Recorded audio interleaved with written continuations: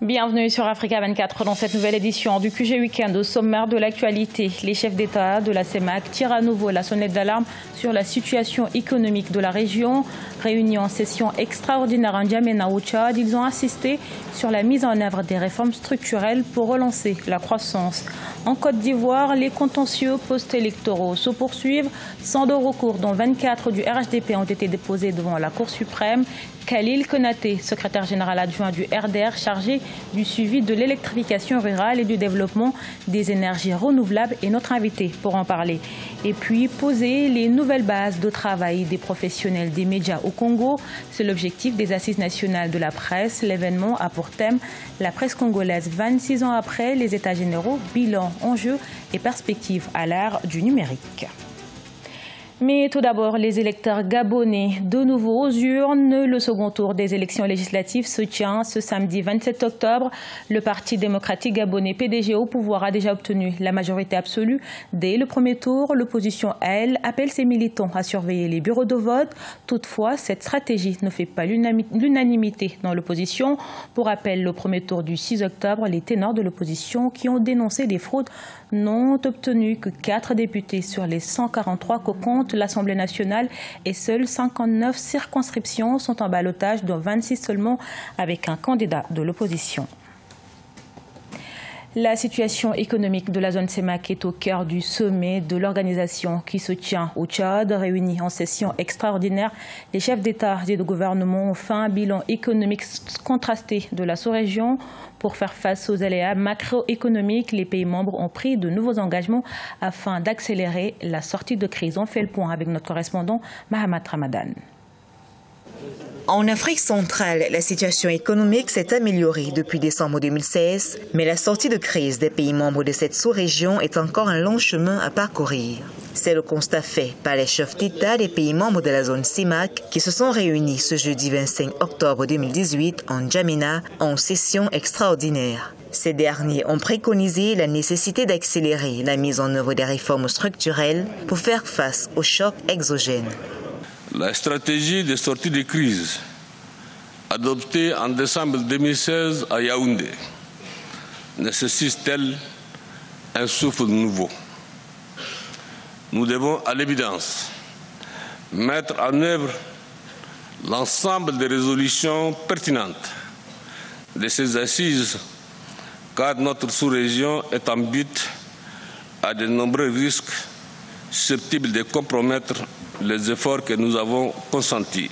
Selon les chefs d'État des pays membres de la sous-région, malgré le relâchement de la discipline budgétaire et le rapatriement insuffisant des recettes d'exportation, les indicateurs macroéconomiques de la zone CEMAC sont favorables à la relance économique. Selon les prévisions actuelles, la sous-région devrait renouer en 2018 avec un sentier de reprise économique grâce à un taux de croissance réel de plus de 1,7%. Dans le même temps, les comptes publics et extérieurs courants ont connu une amélioration sensible par rapport au niveau enregistré au début de la crise économique. Les dirigeants des pays d'Afrique centrale ont réitéré leur engagement à poursuivre les efforts de réforme pour relancer l'économie de leur espace commun afin de permettre à la sous-région de sortir véritablement de la conjoncture. Les contentieux post-électoraux se poursuivent en Côte d'Ivoire. 102 recours ont été déposés devant la Cour suprême. Les candidats avaient jusqu'à ce mercredi 24 octobre pour le faire. 84 concernent l'élection municipale, 18 visent les régionales, des chiffres inférieurs à celui du scrutin de 2013, durant lequel 187 recours avaient été instruits. Les deux principaux partis, à savoir le RHDP et le PDCI, s'accusent mutuellement de fraude à l'issue de ces élections du 13 octobre. La Chambre administrative de la Cour suprême rendra son verdict dans un délai de 30 jours. Et pour en parler, nous recevons Khalil Konaté, secrétaire général adjoint du RDR chargé du suivi de l'électrification rurale et du développement des énergies renouvelables en Côte d'Ivoire. Bienvenue et merci d'être avec nous, Monsieur Konaté. Merci, madame. Quel premier enseignement peut-on tirer des élections régionales du 13 octobre? Les élections régionales et municipales du 13 octobre nous donne pour résultat un RHDP largement en tête, Et c'est la raison, c'est la réponse positive des Ivoiriens à la politique de rassemblement prônée par le président Alassane Ouattara. Voilà ce que je pourrais dire. Vous avez également été élu à la tête de la région du Humboldt sous la bannière du RHDP, la coalition au pouvoir, qui au total a remporté 18 régions et 92 municipalités. Qu'est-ce que cela augure pour vous, cette large victoire du RHDP? Et comme je le disais tantôt, c'est la volonté de rassemblement des Ivoiriens. Les Ivoiriens ont eu la chance de voir le président Alassane Ouattara à l'ouvrage pendant 7 ans. Ils ont compris qu'il faut continuer avec lui dans cette vision de rassemblement des enfants de Faux-Boigny. Et je pourrais tout de suite rectifier, c'est que nous sommes maintenant à 19 régions et 122 communes. Parce que les Ivoiriens, les élus, continuent de frapper à la porte du RHDP. C'est cela. Justement, on va revenir sur cette question du ralliement des élus indépendants à votre coalition qui fait aujourd'hui débat en Côte d'Ivoire. Certains parlent de corruption et d'oppression dont feraient l'objet certains candidats indépendants qui rejoignent votre camp. Que répondez-vous à ces gens? Bon, je leur dis d'être un peu sérieux. Vous savez, un militant qui n'a pas été adoubé par le parti, il se porte candidat indépendant. Si le parti n'a pas pu faire pression sur lui au moment où il se porte candidat, ce n'est pas quand il est élu qu'on va lui faire la pression. Donc je dis que ce n'est nullement de la corruption ou des pressions qui sont faites, mais c'est tout simplement des militants qui, parce qu'ils n'ont pas été adoubés par le parti, ont décidé de se porter candidat. Et voilà, c'est tout. Vous êtes par ailleurs le secrétaire général adjoint du suivi de l'électrification rurale du RDR et la situation de la Côte d'Ivoire en ces termes. Quelle est la situation de votre pays, la Côte d'Ivoire, en termes de production d'énergie? La production d'énergie en Côte d'Ivoire, vous savez, de 1960 à 2010, la Côte d'Ivoire avait comme puissance installée 1200 MW.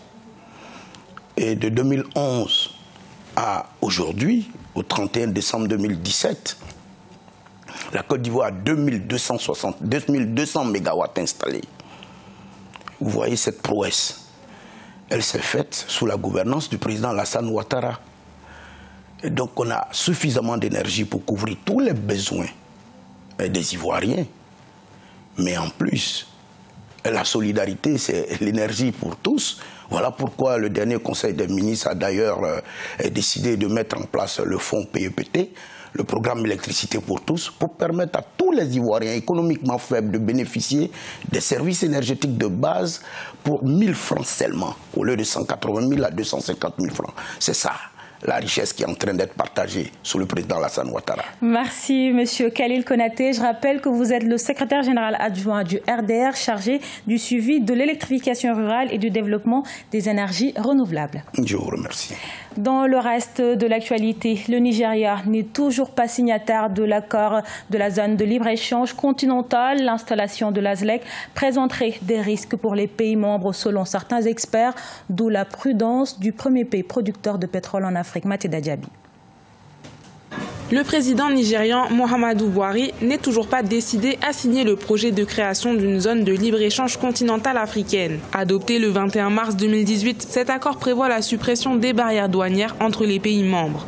La zone de libre-échange doit définir le cadre dans lequel le secteur privé peut évoluer. La zone de libre-échange est faite aujourd'hui principalement pour le secteur privé. En rétablissant les équilibres entre l'influence des sociétés étrangères par rapport à l'influence des sociétés africaines, on donne une opportunité aux sociétés africaines de pouvoir s'investir et de pouvoir se développer. De l'avis de certains experts, l'instauration d'une zone de libre-échange pourrait présenter des risques pour l'économie des pays membres. L'une des raisons pour lesquelles le président Buhari se veut prudent. Il estime qu'il est d'abord prioritaire de rendre les économies nationales plus compétitives avant de promouvoir l'intégration africaine. Notre vision pour le commerce intra-africain, c'est la libre circulation des produits made in Africa. Cela signifie que les biens et les services doivent avoir un contenu africain significatif en termes de matières premières et de valeur ajoutée. Lundi 22 octobre 2018, le président Muhammadu Buhari a procédé à l'installation d'un comité ministériel de haut niveau chargé d'évaluer l'impact de l'accord de libre-échange sur l'économie de son pays et de proposer des mesures en vue d'une éventuelle adhésion. Un signal rassurant sans doute pour les défenseurs de la future plateforme économique et commerciale continentale. 26 ans après les états généraux de la presse congolaise, les professionnels du secteur se retrouvent à nouveau. C'est à travers les premières assises nationales de la presse qui se tiennent du 25 au 28 octobre. L'objectif de cette rencontre est de créer un cadre réglementaire et juridique qui vise à accorder un statut honorable aux journalistes en améliorant leurs conditions de vie et d'exercice. Reportage de notre correspondant Deva Ponzo. L'exercice de la profession de journaliste au Congo souffre encore de plusieurs maux qui l'empêchent à s'adapter à l'évolution du métier dans le monde. La question du manque de financement et des équipements appropriés, tout comme une formation adéquate et un professionnalisme avéré constituent des défis à relever. Une presse qui n'est peut-être pas contrôlée. Tout le monde est journaliste au Congo. Et il faut qu'il y ait une vraie réglementation pour le statut du journaliste au Congo. Et que le journaliste vive de son métier. Souvent, il y a beaucoup d'aventures, surtout pour ceux qui travaillent dans les médias privés. Et ils ne sont pas payés, sinon pas bien payés.